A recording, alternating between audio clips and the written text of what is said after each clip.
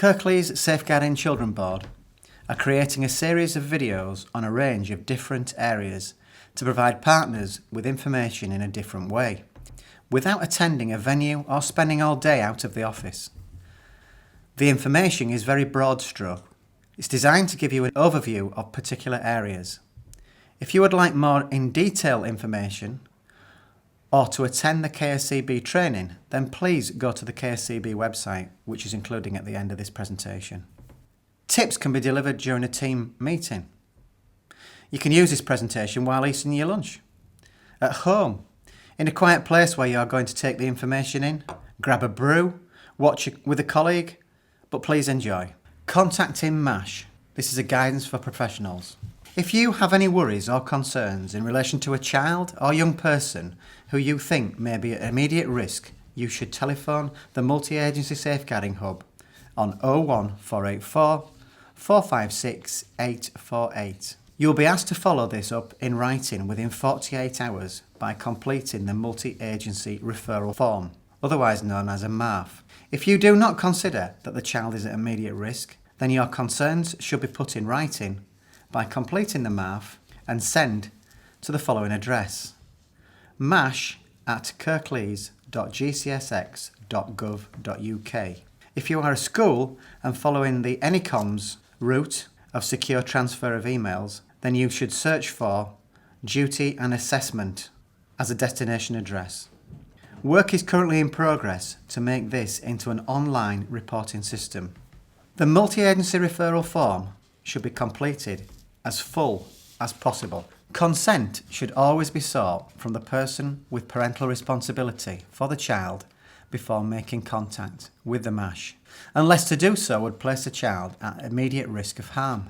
If you have made the parent or carer aware of your concerns and your plan to contact MASH, but consent is not given to the information sharing, your contact will still be accepted and MASH will attempt to seek consent or consider if consent needs to be dispensed with.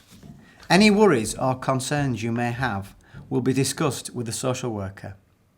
The content of the telephone call or written information will be recorded on the child's electronic social care file as a contact.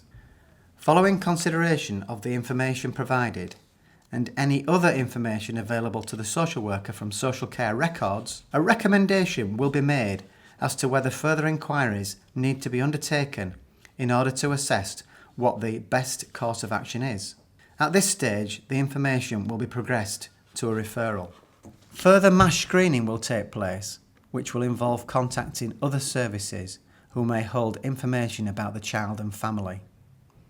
This information will be used to make an informed decision as to who is the best person to respond to the needs and concerns identified.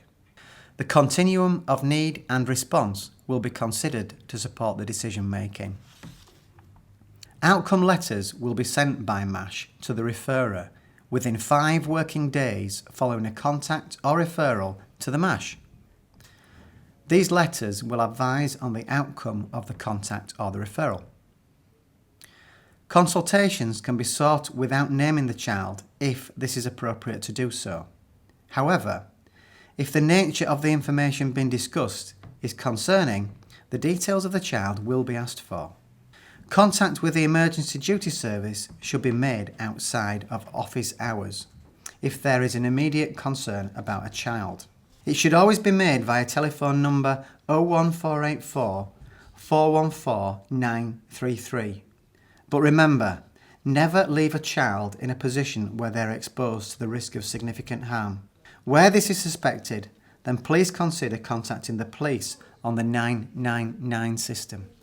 Information that's required to be considered when contacting MASH is as follows. Number 1, personal details.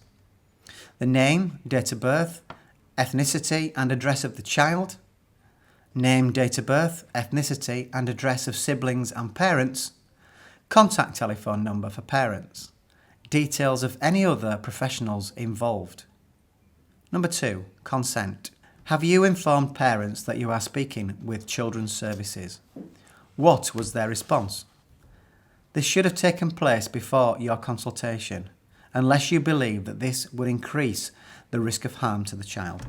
Number 3, specific details of the issues you wish to discuss. What, when, how often has it happened before, and have you seen it?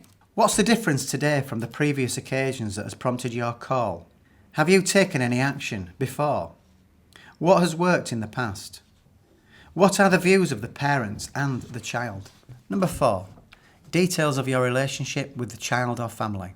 How well do you know this child and family? When was the last time you had direct contact with them? Number 5, what outcome would you like to see for this child?